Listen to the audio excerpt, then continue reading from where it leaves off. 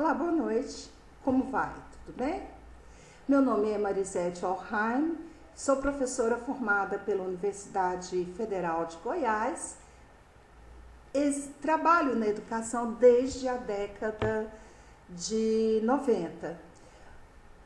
Gostaria de convidar você, nesta oportunidade, para discutirmos, refletirmos sobre educação integral e integrada.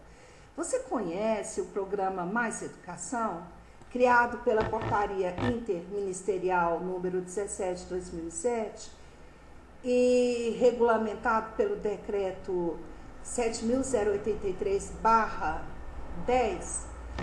Esse programa constitui-se numa estratégia do Ministério da Educação para a indução da construção de uma agenda de educação integral nas redes estaduais, municipais de ensino. E a proposta é a ampliação de uma jornada escolar nas escolas públicas para um mínimo de 7 horas diárias. Essas 7 horas diárias serão ocupadas, preenchidas por meio de um acompanhamento pedagógico voltado para a educação ambiental, esporte e lazer, direitos humanos em educação, cultura, arte, cultura digital, promoção da saúde, comunicação, uso de mídias e investigação no campo das ciências. Importante ressaltar que, independente de quais atividades pedagógicas de ampliação da permanência das crianças na escola, a educação integral, como projeto nacional, em todo o território nacional, ela tem uma finalidade específica e singular. Pretende-se, através da construção, da implementação de uma educação integral, que as desigualdades sociais sejam superadas. A educação integral visa proteger as nossas crianças que vivem em situação de vulnerabilidade, em situação de risco, que estão excluídas de toda a produção do conhecimento social. Para tanto, a base que se constrói essa perspectiva, essa tentativa de construção de uma sociedade mais justa e igualitária através da educação de qualidade, ou seja, educação integral, é a democracia. A democracia é a base que me permite, através da implementação dessa estratégia, a articulação, veja bem, essa palavra será utilizada demais, ou várias vezes, ou recorrente na nossa discussão, porque ela constitui um dos sustentáculos da construção desse modelo. É a articulação, a parceria entre a sociedade política, a comunidade local, a escola, a família, os alunos.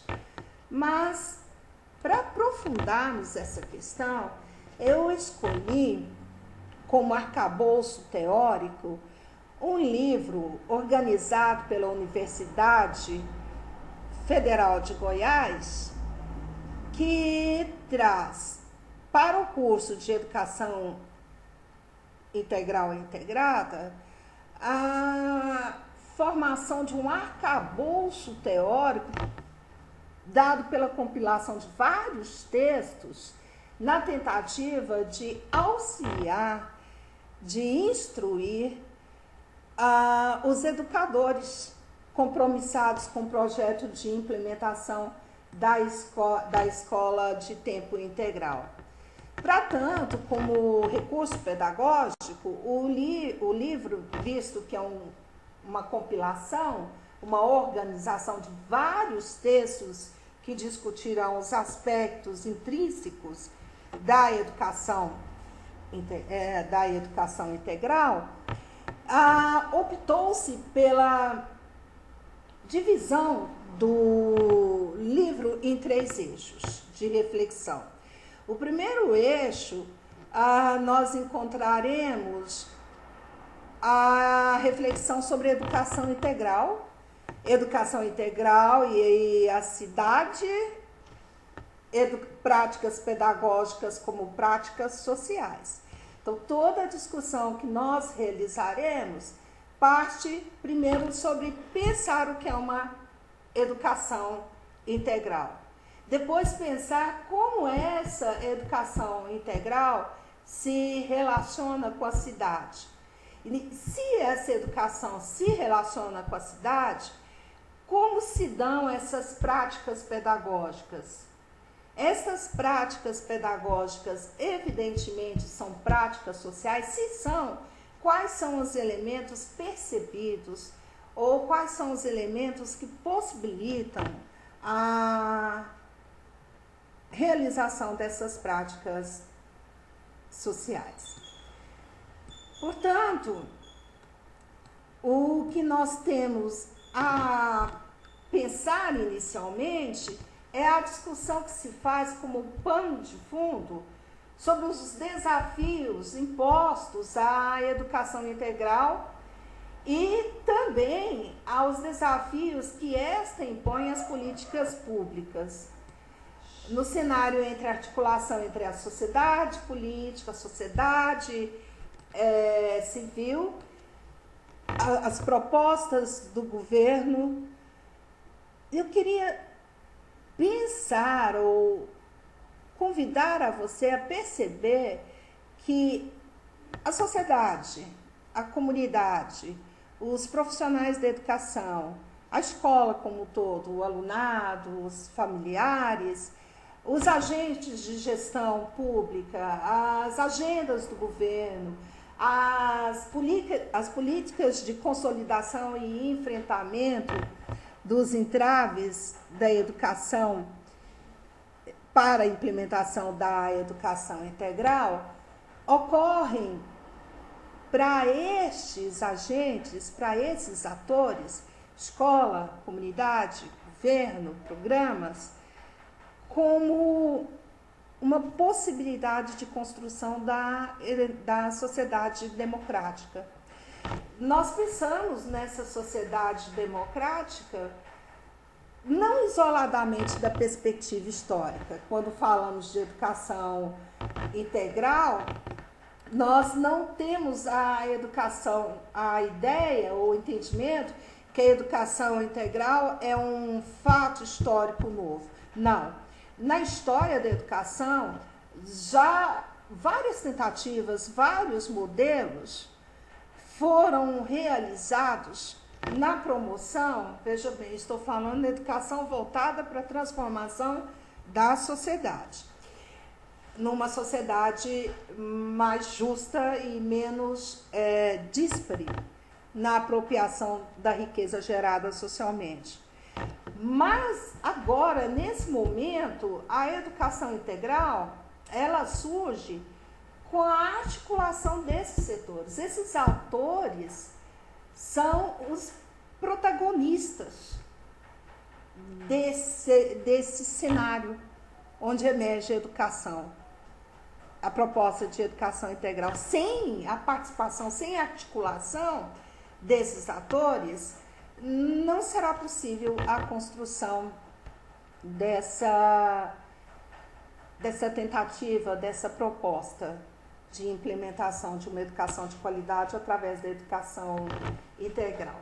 Essa perspectiva desses protagonistas nos faz repensar também, não só estes como agentes, mas também nas finalidades da educação e da escola. E isso implica em discutir qual o papel da escola e qual a finalidade da educação.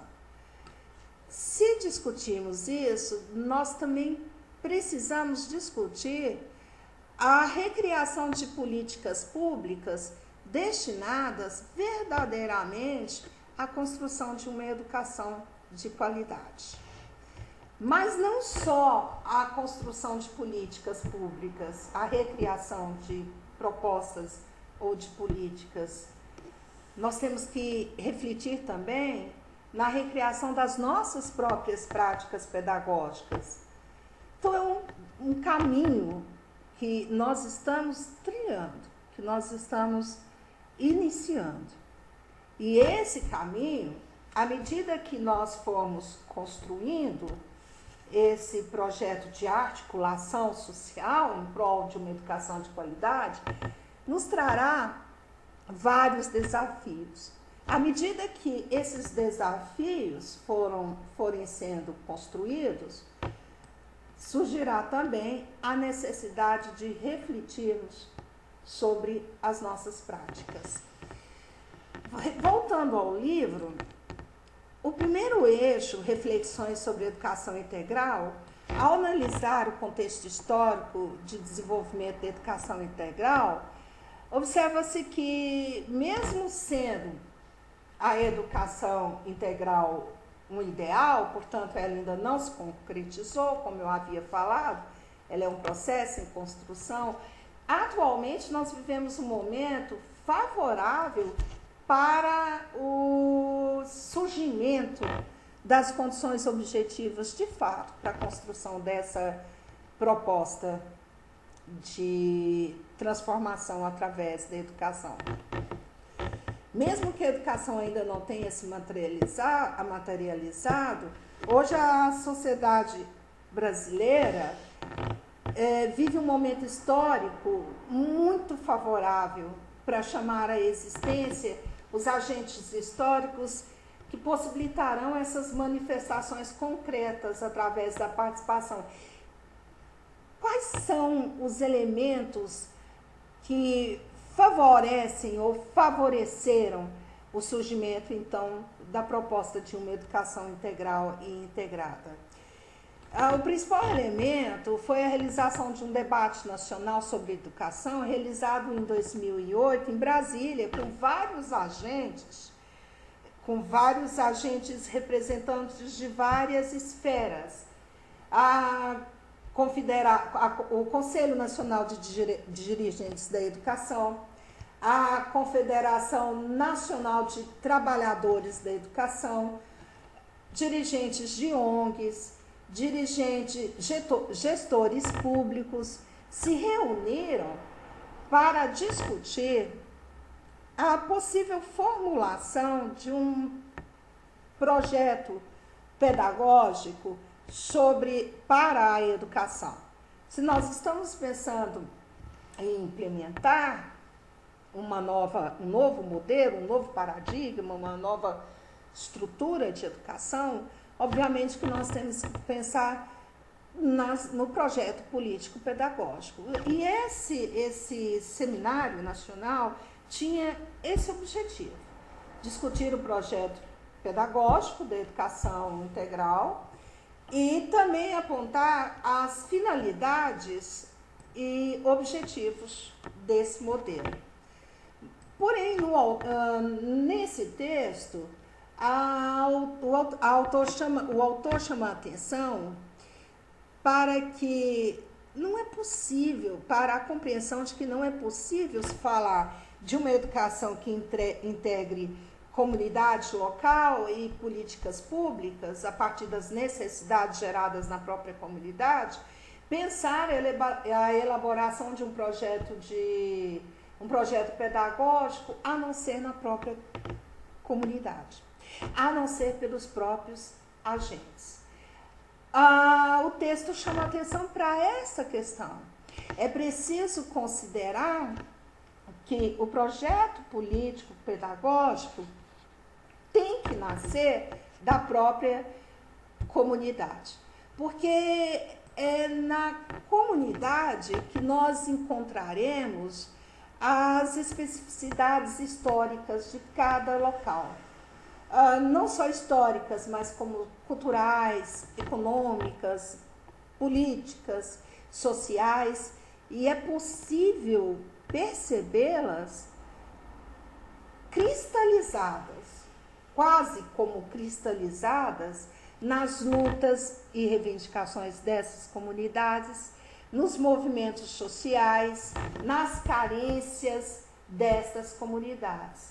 Portanto, são esses os gestores, são esses os pensadores, são esses os agentes que poderão, a partir da percepção das suas necessidades, contribuir para um projeto político-pedagógico que realmente trabalhe as questões que emergem do ambiente escolar. E essa é uma outra questão que deve ser observada posteriormente. Mas primeiro nós devemos voltar à questão de que, se o seminário foi uma tentativa de formular um projeto político-pedagógico para a educação, havia também a intenção de discutir quais as finalidades e objetivos da educação. O texto chama a atenção de que o principal objetivo da educação integral e a principal finalidade é formar uma educação de qualidade com bases democráticas. O que implica pensar isso? Nós estamos buscando a percepção de que nós temos que pensar, analisar o ambiente escolar. O ambiente escolar determinará quais são as demandas que, para a construção democrática, que é a finalidade última da educação integral, a última e principal da educação integral, é perceber, então, a partir da identificação desse ambiente, pensar, então, o objetivo da formação de uma educação de qualidade e garantir o direito de aprender. Essa é uma questão também muito especial, muito importante para a discussão, porque o direito a aprender, ou os direitos da criança, estão inscritos na universalização e na indivisibilidade dos direitos das crianças. E, sendo assim, não se trata apenas de forjar melhores escolas. Nós não vamos inventar uma escola melhor, mas buscar nas escolas quais são os direitos de cada criança a aprender, garantido por lei, apesar das condições desfavoráveis que essa comunidade vive. Por isso, a educação uma educação de qualidade parte da proposição do projeto pedagógico associado à ideia de ambiente. É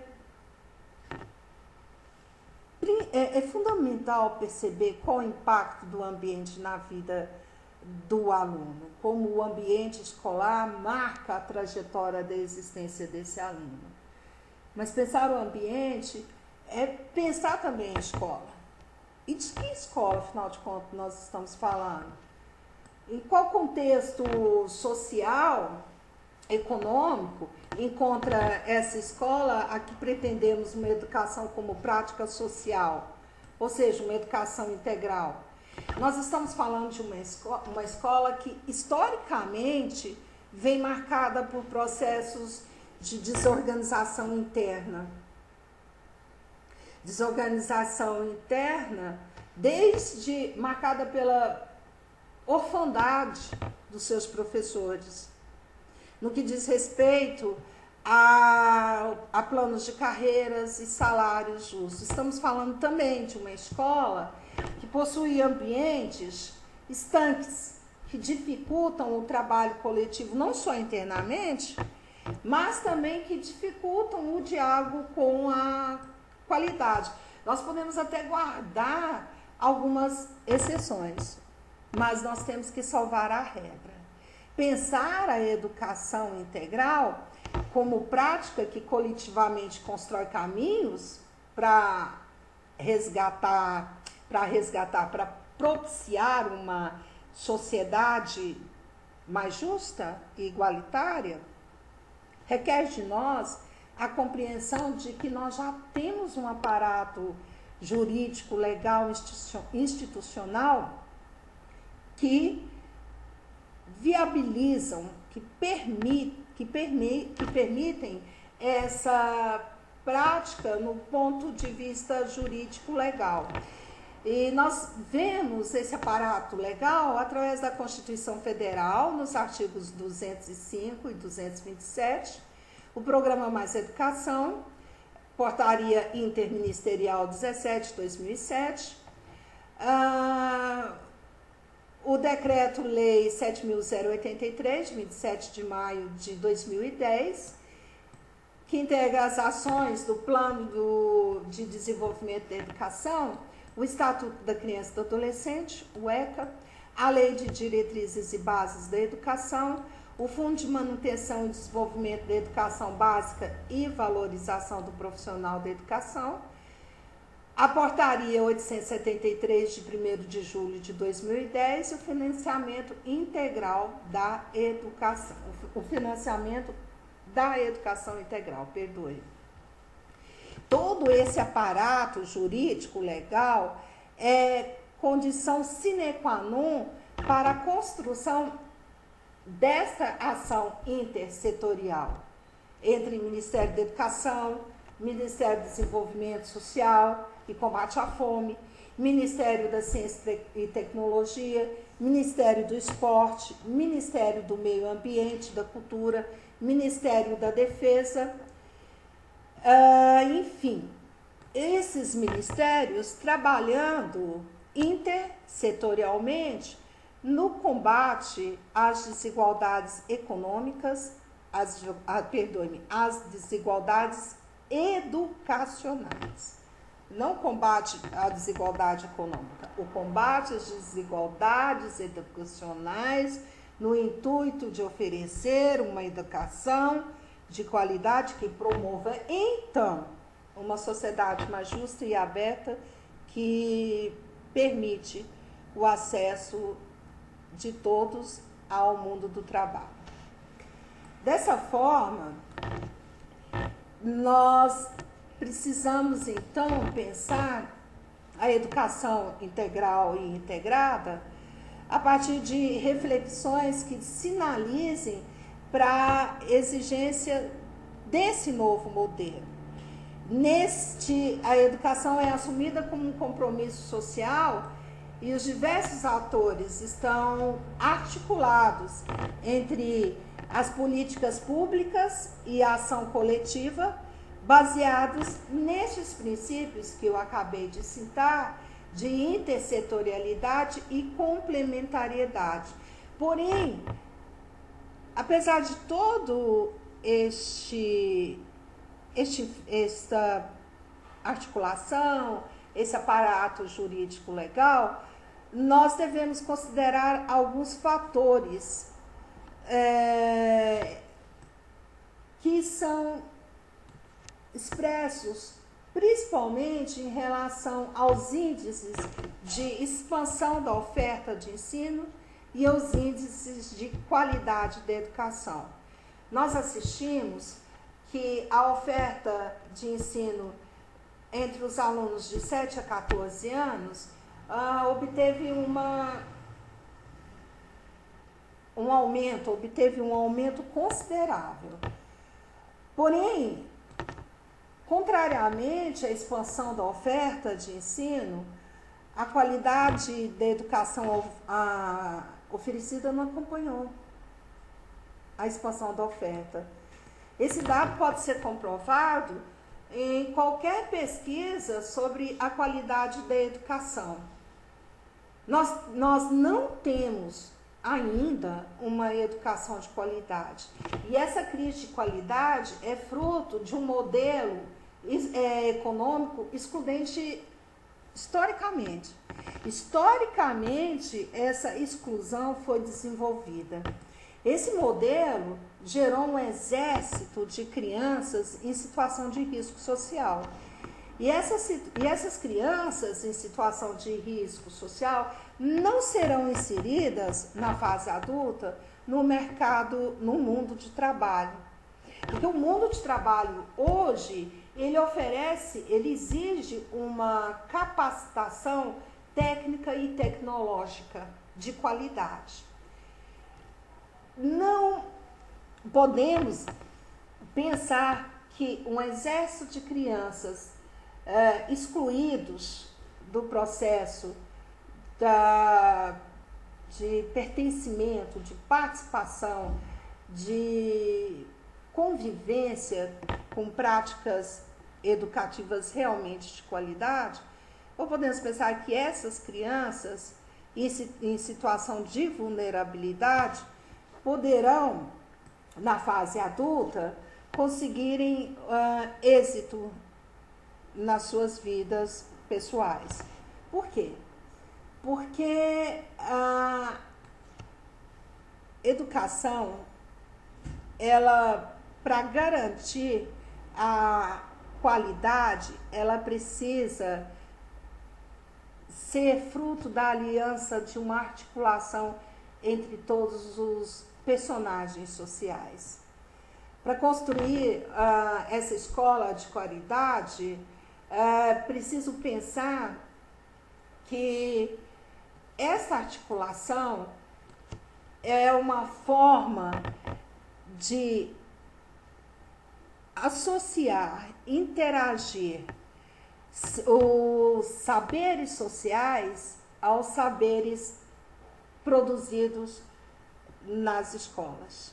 E nesse momento que nós pensamos na comunidade local, na escola e políticas públicas, nós pensamos em como entender os aspectos dessa articulação. O autor nos adverte que conceber uma nova forma de educação que não separe o tempo de aprender do tempo de fazer, o mundo do ensino e o mundo da cultura e o mundo do trabalho, significa abrir as portas da escola para os diversos agentes sociais. A cidade, a comunidade, a família, surgem como todos responsáveis pela criação desse projeto de educação de qualidade. Mas como integrar essas pessoas? Através do surgimento de redes educativas ou redes de participação. Cada escola deve construir o seu projeto educativo que permita a atuação dessas redes. Esse projeto ele deve ser sustentado sobre 4 aprendizados: aprender a conhecer, aprender a fazer, aprender a viver juntos e aprender a ser.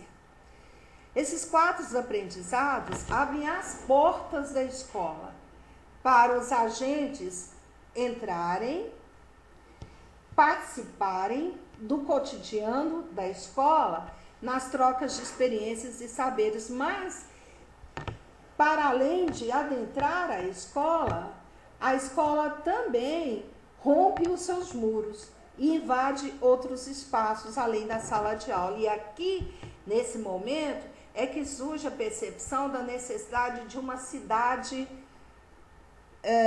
pedagógica, de uma pedagogia da cidade.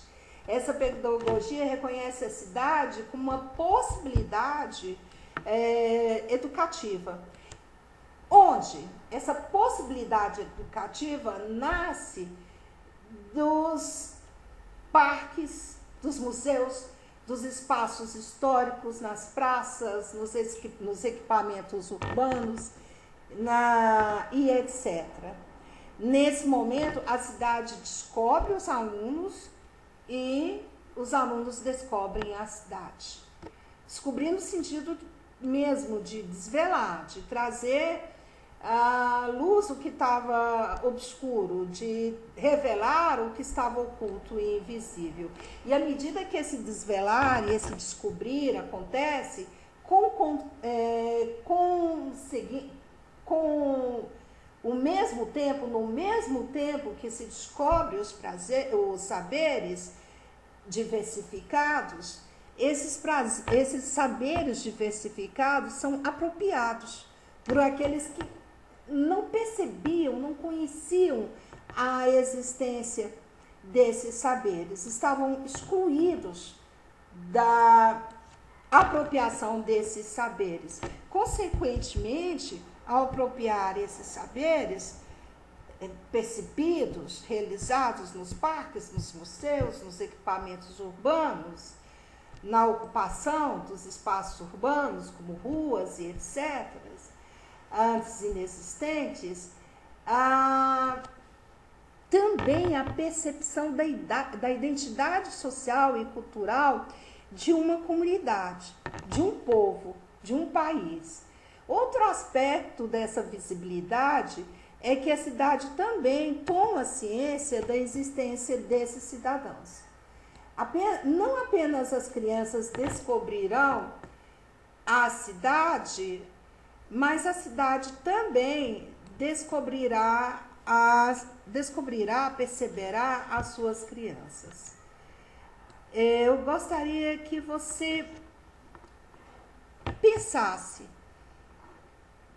nesse momento da articulação entre cidade, escola e produção de conhecimento,